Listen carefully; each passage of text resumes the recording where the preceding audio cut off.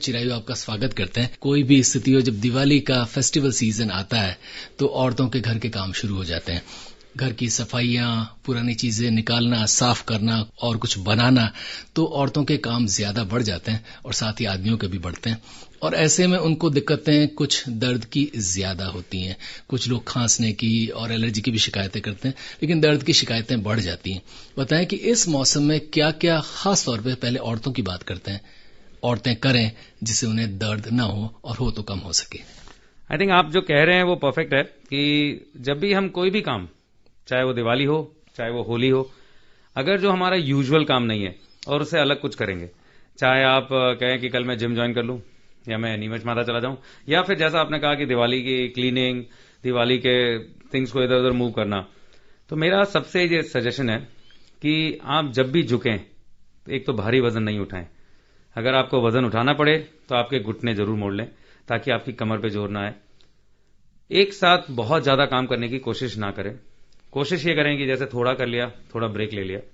And most important, अगर आपको लगे कि कहीं भी थोड़ा सा पेन हुआ है तो आप अपने काम को रोक दीजिए। हमेशा ये, जब भी कोई दर्द उठेगा तो आपको हम कहते हैं उसको स्पाज्म, या आपको लगेगा कि मांसपेशियों में एकदम अकड़न हुई है। उस अकड़न को सबसाइड होने में कुछ 10 मिनट 15 मिनट लगते हैं, तो तब तक आप बिल्कुल रेस्ट रखिए। अगर आप उस टाइम पे काम कंटिन्यू करेंगे तो वो जो स्पाज्म है या वो जो अकड़न है वो एक चोट में कन्वर्ट हो जाएगा, और वो चोट फिर आपको आगे ना तो काम करने देगी और शायद आपको हमारे या किसी कलीग की जरूरत पड़ जाए। तो ऐसा ना हो, उसका ये सबसे आसान तरीका है। डॉक्टर चिरायु, ये बताएं कि जो लोग आपके पास इन दिनों आते होंगे, जिनका दर्द बढ़ जाता होगा, वे आते होंगे, तो किस दर्द की इन दिनों ज्यादा शिकायतें लेकर आप तक मरीज आते हैं? आई थिंक एक बहुत इंपॉर्टेंट चीज है कि अभी मौसम बदल रहा है। मॉर्निंग में अकड़न होना इज वेरी कॉमन। लोग सोचते हैं ये कोई बीमारी तो नहीं। दूसरा, अगर जैसा आपने कहा कि काम करते हुए कोई दर्द हुआ है तो उसमें हमें कोई इन्वेस्टिगेट भी करने की जरूरत नहीं है, बिकॉज वो एक नॉर्मल पर्सन है और उसने अपने नॉर्मल शेड्यूल से कुछ अलग किया तो इसलिए दर्द हो गया। तो उसके लिए तो एक नॉर्मल ट्रीटमेंट दे देते हैं, साथ में उसको मोटिवेट करते हैं कि थोड़ा एक्सरसाइज करे, थोड़ा वार्म रखे अपने आप को। लेकिन जो ओल्ड पीपल हैं या एक उम्र से ज्यादा हैं, जिनको जोड़ों में या बैक पेन की शिकायत रहती है, और वो अगर सुबह बहुत जल्दी उठते हैं, जैसे जानते हैं आप एक जनरेशन के बाद में आपको जल्दी उठने की आदत होती है, तो मैं उनसे ये रिक्वेस्ट करता हूं कि वेदर को थोड़ा सा वार्म होने दीजिए, फिर आप आराम से अपने वॉक पे निकलिए, आप अपनी एक्सरसाइज करिए। लेकिन बहुत ठंडे वेदर में आप कोशिश ना करें, क्योंकि उससे आपके जॉइंट पेन और बैक पेन बढ़ जाएंगे। So that is one precaution जो सब ओल्ड पीपल भी ले सकते हैं एंड इवन नॉर्मल लोग, लेकिन उनके लिए खासकर। फिट उदयपुर में आज हमारे मेहमान हैं अस्थि रोग विशेषज्ञ डॉक्टर चिरायु पामेचा। ये बैक पेन क्या होता है और उसमें क्या क्या समस्या होती है, उसके क्या क्या निदान है? आई थिंक अभी वर्ल्ड लिटरेचर ये कहता है कि back pain is the second most common problem. मतलब किसी भी आउट पेशेंट में या मरीज जो बाहर दिखाने आते हैं उसमें सबसे कॉमन प्रॉब्लम हेडेक है और उसका next problem is back pain. हर इंसान को लाइफ में 2 बार बैक पेन मिनिमम होगा।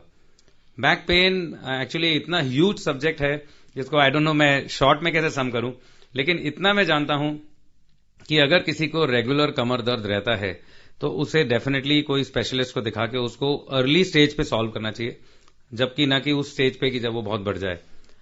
अगर आप कमर दर्द से बचना चाहते हैं तो उसके बहुत सिंपल प्रिंसिपल्स हैं। 1, अपना वेट कंट्रोल में रखें। 2, रेगुलर एक्सरसाइज करें। 3, आपकी डाइट में calcium, vitamin D, B12, proteins adequate होने चाहिए। 4, अगर आपको कभी भी बैक पेन का थोड़ा भी एपिसोड स्टार्ट हो तो तब आप उसको प्रॉपरली इवैल्यूएट कराइए। ये 4-5 चीजें अगर आप ध्यान रखेंगे तो आपको बैक पेन की प्रॉब्लम हो सकता है होगी तो सही, लेकिन उसके लिए आपको कभी परेशानी नहीं देगी या आपकी जीवन शैली में कोई परिवर्तन नहीं लाएगी।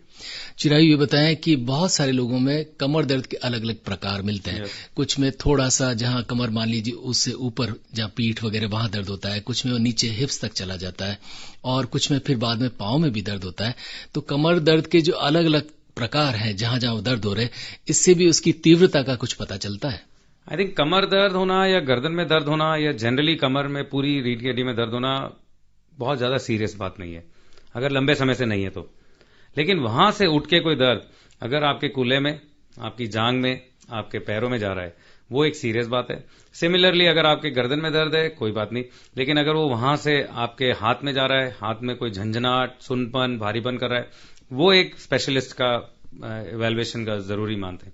लेकिन उसके अलावा कमर दर्द एक बहुत आसान तरीका है रोज सुबह रामदेव जी हमें बहुत अच्छी एक्सरसाइज सिखा रहे हैं। आप सुबह उठिए, योग करिए, एक्सरसाइज करिए, एडिक्वेट कैल्शियम विटामिन डी लीजिए। कमर दर्द का यही सोल्यूशन है। कोई ऐसी दवाई नहीं बनी जो ये कहेगी कि मैं कमर दर्द को ठीक कर सकती हूं। वो सिर्फ दवाइयां एक टेम्पररी पीरियड के लिए है। बाकी आप सब जानते हैं कि आपका इलाज क्या है, बस आपको उसे फॉलो करना है। आपने बताया कि कमर दर्द तब गंभीर हो जाता है जब वो कहीं माइग्रेट करता है। बताएं कि अगर ये दर्द कहीं माइग्रेट कर रहा है, यानी कमर का दर्द आपके कूल्हे और पांव में भी पहुंचा है, तो ये किन किन बीमारियों का संकेत हो सकता है? हमेशा जो ओरिजिन है, जहां पर पेन हो रहा है, जहां पर जैसे L4-5 डिस्क में पेन है, तो सबसे कॉमन कारण तो स्लिप डिस्क ही होता है। और आप जैसे कहते हैं कि हमें शायटिका हो गया है, कई पेशेंट आके कहते हैं, या पैर में झंझनाहट हो रही है, ये शायटिका है और ये स्लिप डिस्क का साइन है। इसके अलावा कई और कारण है जिसकी वजह से वो हो सकता है। कुछ पेशेंट है जिनके अगर कूल्हे में कोई बीमारी है, उसके कारण हो सकता है। कुछ पेशेंट है जिनको सिर्फ विटामिन डेफिशिएंसीज हैं, उसके कारण भी हो सकता है। इवन कई बार पेशेंट्स को अगर मान लो गांव में इंट्रामस्कुलर इंजेक्शन लग जाते हैं और अगर वो गलती से नस में लग गए तो उसके कारण भी यही दर्द हो सकता है। बट ज्यादातर कमर दर्द से जो पैरों में दर्द आया तो हम ऐसा मानते हैं कि वो स्लिप डिस्क है, और ज्यादातर केसेस स्लिप डिस्क से घबराने की जरूरत नहीं है। कई लोग गूगल करते हैं और देखते हैं अरे स्लिप डिस्क हो गया, स्लिप डिस्क हो गया, मेरी लाइफ बदल जाएगी। ऐसा कुछ नहीं होगा। नॉर्मल स्लिप डिस्क हर इंसान को कभी भी हो सकता है। मुझे 2006 में हुआ था और मैं आज आराम से 21 किलोमीटर भी दौड़ लेता हूं, स्क्वॉश भी खेल लेता हूं, सब कुछ कर लेता हूं। तो आई वुड से कि आप घबराइए नहीं उससे, लेकिन उसको सही तरीके से ट्रीट कराइए। कमर दर्द क्या लिंग भेद भी करता है, यानी महिलाओं में ज्यादा होता है या पुरुषों में ज्यादा होता है, या फिर उम्र का भी भेद करता है कि इस उम्र के ज्यादा के लोगों को ज्यादा होता है और इस उम्र वालों को कम होता है? महिलाएं और पुरुष में भेद नहीं है, बाय एंड लार्ज इक्वल होता है। फीमेल में डेफिनेटली उनके मंथली साइकिल से थोड़ा सा बढ़ता है, लेकिन वो अपने आप सबसाइड भी हो जाता है। उम्र के अंदर मैं आपको ये कहना चाहूंगा कि पहले, आज से मे बी 15 साल पहले, हम एवरेज एज अगर बैक पेन के पेशेंट देखते थे वो 40, 45, 50 के थे। अब वो एवरेज एज ऑलमोस्ट 25-30 हो गई है। मतलब हमारे यहाँ पे अब बैक पेन के पेशेंट इवन उससे भी यंग बच्चे भी हम देखने लगे। तो ये एक अच्छा साइन नहीं है। बहुत यंग पेशेंट्स को अगर कमर दर्द होने लग जाएगा तो ना वो हमारे लिए अच्छा है ना हमारी कंट्री के लिए अच्छा है, because they are the spine of our country. तो मैं चाहूंगा कि ये एक बहुत सीरियस मैटर है जिसको हम कहते हैं young back pain patients, they are to be treated very well. And उनको ये समझाना जरूरी है कि जैसे कोरोना में मास्क पहनना जरूरी है, वैसे आपको अगर अच्छी आगे जिंदगी जीनी है तो उसमें exercise and nutrition and weight control बहुत इंपॉर्टेंट है। So this is about age and this. एक और कॉमन फाइंडिंग जो अभी इन दिनों में देखी गई है वो है बच्चों के अंदर अजीब सी पोजीशन में बैठ के टीवी देखना, मोबाइल देखना, कंटिन्यूस सिटिंग रखना, उसकी वजह से उनके नेक में बहुत ज्यादा पेन आने लगा है। हर बच्चा आजकल कंप्लेन कर रहा है कि मुझे नेक के साइड में दर्द हो रहा है, विच इज MRI भी कराएंगे सब नॉर्मल आएगा। लेकिन उनको ये गाइड करना जरूरी है कि लैपटॉप या आईपैड ये सब जो यूज कर रहे हैं, yes technology is important, growth के लिए इंपॉर्टेंट है, सबके प्रोग्रेस के लिए इंपॉर्टेंट है, हो सकता है उनकी पढ़ाई के लिए इंपॉर्टेंट है, लेकिन उसका एक बैलेंस होना बहुत जरूरी है। एंड ये एक चीज अंदर से ही वो समझेंगे, आपके और मेरे डांटने या बोलने से कोई नहीं समझेगा। डॉक्टर चिरायु, अभी भी कमर की बातें थोड़ी सी जरूरी है। बहुत सारे लोग ये कहते हैं कि अगर कमर में कहीं दर्द हो गया, L4, L5 जो भी आप बताते हैं, तो उसका कोई भी इलाज नहीं है, और इलाज का मतलब पेन किलर ही होता है। डॉक्टर के पास जाएंगे तो हमें सिर्फ पेन किलर ही देगा। और कुछ लोग कहते हैं कि खुदा न खास्ता अगर हमें सर्जरी की जरूरत पड़ गई तो क्या पता सर्जरी के बाद हम पूरी तरह विकलांग ना हो जाए। तो कमर दर्द और इससे जुड़ी हुई ये भय, ये कितने सच और झूठ है? आई थिंक देखिए, भय होना कोई कारण से है। मे बी उन्होंने अपने नेबर्स को या अपने कोई पुराने किसी मित्र को इस तरह से देखा होगा। कोई भी चीज मतलब ऐसे नहीं डेवलप होती है।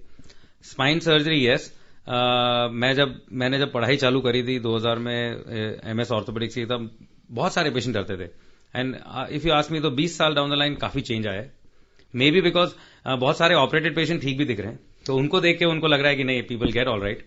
लेकिन दो चीजें जिसने स्पाइन सर्जरी को सेफ बनाया है, एक है माइक्रोस्कोप, कि अब जो भी सर्जरीज होती है वो माइक्रोस्कोपिक होती है, अच्छे मैग्निफिकेशन में होती है। एंड दूसरा है न्यूरो मॉनिटरिंग। अब जितनी सर्जरीज होती है जिनमें आपको लगता है कि किसी पेशेंट में लकवा की संभावना है, तो वो सब न्यूरो मॉनिटरिंग में की जाती है। इसकी वजह से सेफ्टी 100% तो नहीं हो सकती, दुनिया में किसी भी सेंटर में नहीं हो सकती, किसी सर्जन के हाथ में नहीं हो सकती, लेकिन एटलीस्ट ऐसा माना जाता है कि कॉम्प्लिकेशन रेट 10 टाइम्स कम हो चुकी है। सेकेंड, आप ऐसा बिल्कुल ना सोचें कि स्लिप डिस्क का इलाज सर्जरी है। स्लिप डिस्क एक by and large medical disease है। फिजियोथेरेपी, थोड़ा सा जीवन शैली में परिवर्तन, अच्छा nutrition, weight control and exercise, इनसे ज्यादातर पेशेंट 10 में से 9 पेशेंट स्लिप डिस्क के ठीक हो जाते हैं। उसके अलावा भी जो रह जाते हैं उनके अंदर कमर में कुछ इंजेक्शंस लगाए जा सकते हैं जिससे वो ठीक हो जाते हैं। Surgery is very rare. बहुत समय बिताने के बाद कि भाई हमने मेडिसिन भी ट्राई कर ली, एक्सरसाइज भी ट्राई कर ली और सारी ये पद्धतियां ट्राई करने के बाद सर्जरी का नंबर आता है। कुछ ही ऐसी कंडीशंस हैं जिसमें या तो पेशेंट को लकवा जैसा हो रहा हो या उसको यूरिन या पेशाब का कंट्रोल जा रहा हो, उनके अंदर ही सर्जरी इमरजेंसी जैसे की जाती है। बाकी स्लिप डिस्क एक बाय एंड लार्ज एक मेडिकल डिजीज है और ज्यादातर इलाज दवाइयों के अलावा है। पेन किलर कभी भी किसी स्लिप डिस्क या कमर की बीमारी का सोल्यूशन नहीं हो सकता। डॉक्टर चिरायू, बहुत सारे लोग जो दर्द की शिकायतें करते हैं और उसके बाद एक शब्द सुनाई देता है, वो है पोस्चरल प्रॉब्लम्स। तो बताएं कि क्या, चूंकि आजकल बहुत सारे प्रोफेशन ही ऐसे जिसमें आपको बैठना ही पड़ता है लंबे समय तक या हो सकता है खड़ा रहना पड़े, तो ये पोस्चरल प्रॉब्लम्स की वजह से ही हमारे ज्यादातर हड्डियों और मांसपेशियों के दर्द होते हैं या दूसरी वजह भी है? आई थिंक ये मल्टीपल फैक्टर्स हैं, लेकिन आपका बहुत इंपॉर्टेंट क्वेश्चन है ये। हमारी बुक्स में अभी एक चैप्टर आने लगे हैं जिसको कहते हैं ऑक्यूपेशनल बैक पेन, जो ऑक्यूपेशन रिलेटेड है। चाहे आप डेस्क वर्क में हो, चाहे आप डेस्कटॉप यूज कर रहे हैं, लैपटॉप्स यूज कर रहे हैं, it's a very big topic. लेकिन मेरा एक एडवाइस है टू ऑल द पीपल जो कोविड टाइम में आज वर्क फ्रॉम होम है, यू नेवर नो कि हो सकता है ये एक परमानेंट चीज भी हो सकती है। अगर आप एक कंप्यूटर जॉब करते हैं then you should use a desktop. आप लैपटॉप अवॉइड करें जब आप बैठें, चेयर पे बैठ के काम करें। आपकी चेयर में एक अच्छा लंबर सपोर्ट होना चाहिए। कमर के पीछे एक तकिया भी लगा सकते हैं और ऐसे आजकल सब जगह खूब चीजें मिलती है जिनको आप अपने चेयर पे लगा सकते हैं। अगर आपका हाथ हमेशा सपोर्टेड होना चाहिए। ऐसे फ्री हैंड अगर आप अपना लैपटॉप या डेस्कटॉप यूज करेंगे तो आपको गर्दन में दर्द चालू हो जाएगा। हर आधे से पौने घंटे में आपको मूव करना है। अगर आप एक ही पोजीशन में बैठे रहेंगे तो श्योरली आपको कमर दर्द होगा।